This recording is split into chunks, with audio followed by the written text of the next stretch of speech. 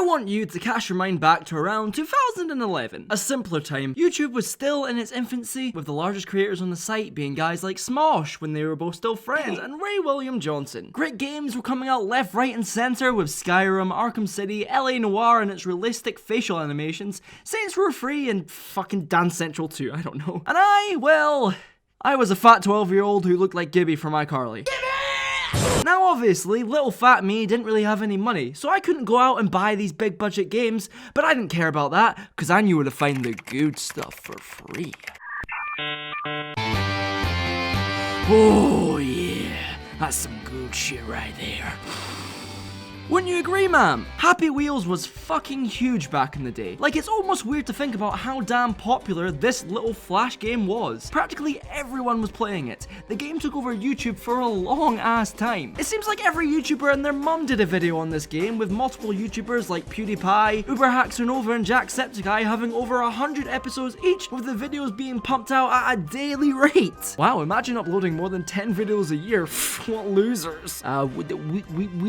Weekly uploads coming fucking never, I don't know. So I'm gonna go off on a limb and assume that 99% of people watching this video right now have either played Happy Wheels or at the very least know what it is. I mean, if you don't know what Happy Wheels is, well, you're a bit too young to be watching my videos, so please can you leave, because I can already smell the FTC knocking at my door. FBI, open up! In any case, the game was big. Like, really, really big. It had a massive community behind it and seemed unstoppable until, well, everyone just inexplicably stopped playing it. Like, I don't know what to tell you. One day it was popular, the next it was deader than my trim. But in any case, I'd be lying if I said the game wasn't a massive part of my childhood, as I'm sure many others too. I even remember my first time seeing Happy Wheels back when I was in primary school. And before you ask, I have absolutely no clue how the school hadn't blocked a game where people lose limbs and explode into a million bloody chunks from a bunch of fucking 10-year-olds. But we didn't care, and neither did my teacher, funnily enough. I think he was too busy contemplating where he went wrong in life to be stuck as a primary school teacher. Anyway, I thought the game looked fun, and I thought, hey, that looks cool, I'll go check it out. Then boom! An entire summer gone, just like that, because I was too busy locked away in my room playing Happy Wheels. Or I was either watching Minecraft videos on YouTube. That summer's all kind of a blur at this point, really.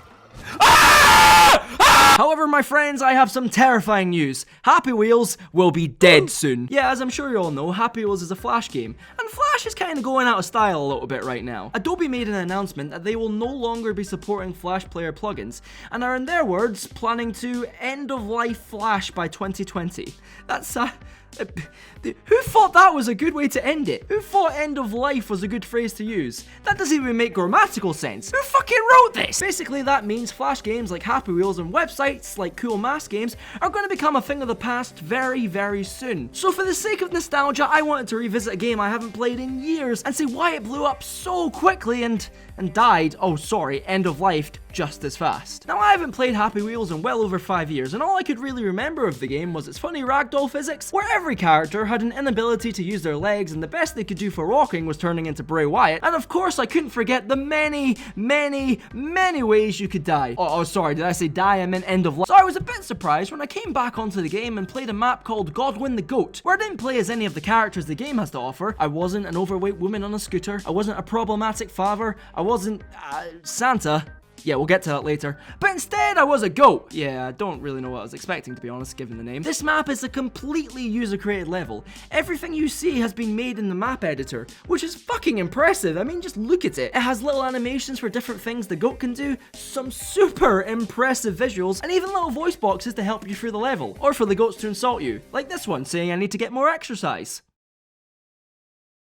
Listen here, you little billy goat bastard. Take it back or I'm gonna shove that pipe so far up your If I haven't already stated, the community behind this game is absolutely insane. There's been so many cool levels created for this game, it would be impossible for me to list them all. And for there to still be people creating this amount of unique stuff years later is really cool too. Like, we went from playing super basic maps like this, to playing something virtually unrecognizable. I mean, there's an abundance of levels you can play through here. You can play in a haunted mansion if you like, where you have to avoid spooky ceiling teeth. But on the bright side, at least the kids are friendly.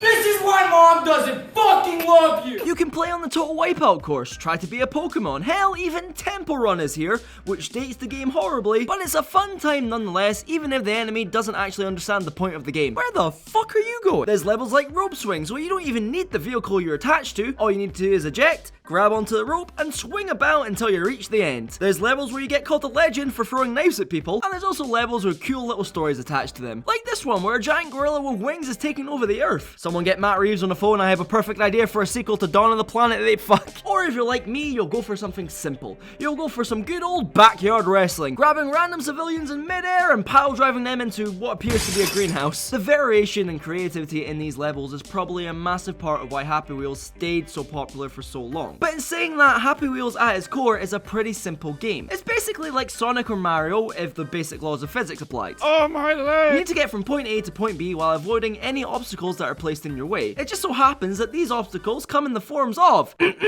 spike walls, mines, flying explosives, swords, knives, arrows, harpoons, and any other sharp objects you can think of, falling off the map into oblivion, being an idiot and just throwing your head into things, or by getting crushed by a variety of different things, such as falling spikes or a giant fucking boot. The point I'm trying to make is that every map is different from the last and will at the very least give you some funny moments in them. But the variation doesn't end there, my friends. Oh, no. Because we have a few unique characters to choose from, such as a joke that'll probably get me cancelled, Paul Blart Mall Cop, the father and son relationship I wish I had, a your mum joke, so why do good girls like bad guys? Childhood endangerment, the most useless fucking character in this game. Seriously, he's fucking useless. Although, fun fact, he is voiced by one of my favourite YouTubers growing up, uberhaxornova, so that's nice. God damn it! You broke the rules! You broke the rules!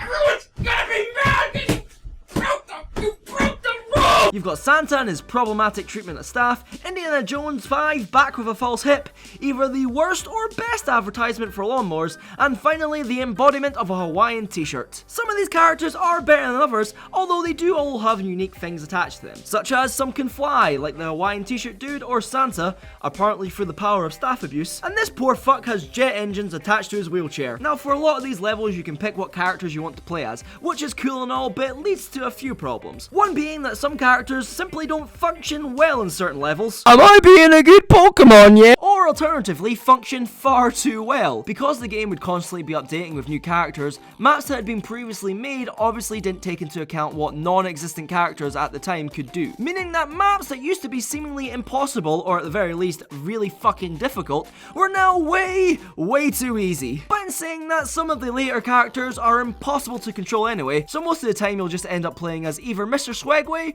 or Father of the Year, as they're objectively the best characters to play as. The game itself plays pretty much like you'd expect. You can go forward and back by pressing the up and down arrow keys, but if you go too fast you run the risk of your character just toppling over, or alternatively turning into a fidget spinner, so you use the left and right keys to try and center yourself and traverse the level a bit better. On top of that, you can press Z to eject yourself, but again, that won't get you very far. But while you're flopping around, you can grab stuff to throw, like your sun. And spacebar is how most characters jump, but as we discussed, it will also make other characters fly or go insanely fast. I don't think these controls are great by any means and can lead to some really frustrating moments to say the least. But they get the job done, I guess. Plus, the controls aren't exactly a main focus of this game, it's more the insane gore. Undeniably, the main reason this game got so popular in the first place was for how incredibly bloody it is. Every limb can be detached in gruesome fashion until you end up as just a fucking head rolling across the screen. Your torso can be torn in half with only your intestines keeping you together, and the sheer amount of blood that comes pouring out of each individual body part would be enough to make any horror movie blush. Plus, just look at it. That is not humanly possible. But then again, I'm sure the game isn't really too concerned with realism. Now, for as many people that are happy to see this much gore in what appeared to be a nice cartoon-like game, not everyone was happy with the abundance of violence being shown. Parents, for one, didn't have the nicest thing to say about this game. I guess because Happy Wheels has a very cartoon-like aesthetic, people just thought it was a fun kids game and quickly found out, yeah, that's fucking wrong. I actually found a review on this game on Common Sense Media, which is a website I think where people rate how appropriate something is for kids. I don't really know.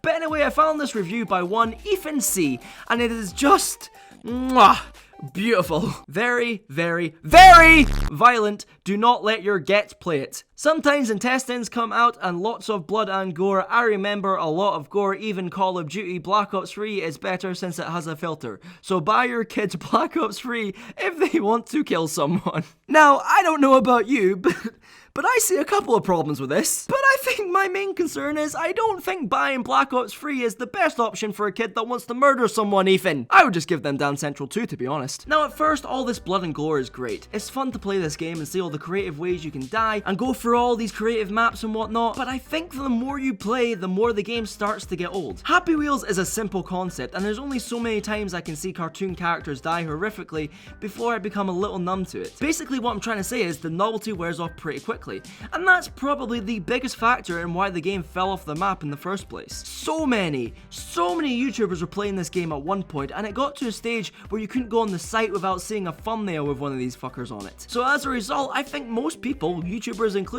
just got burnt out of the game. I mean, there's only so many rope swings and knife throws I can play until it gets a little stale. Even the more creative maps start to get stale the more you play, because at the end of the day, it's still that same simplistic gameplay. So eventually, people just stopped playing it and moved on to the next big game at the time, which was probably fucking Goat Simulator. Which, side note, how the fuck did this get popular? And in saying that, leads me to today, where Happy Wheels isn't really talked about all that much apart from being brought up for nostalgic videos, like this one right here. But for me, Happy Wheels is a reminder of a much simpler time, one where I could go on YouTube and spend hours watching my favorite YouTubers play the game, or just go play it myself. And while there's been many clones of the game made since, for me, nothing will quite encapsulate the gruesome fun of the original, or give me those nostalgic memories of summers that I absolutely wasted playing it. And because I've got all these nostalgic memories playing this game, it's kinda sad for me to see it go. But as Happy Wheels becomes a thing of the past, it will leave behind a legacy of blood, gore, and concerned parents worldwide. So for me, and every other person that grew up playing this game, goodbye Happy Wheels. You will be sorely missed. Wait, Happy Wheels is not dying? Then what the fuck was the point in this video?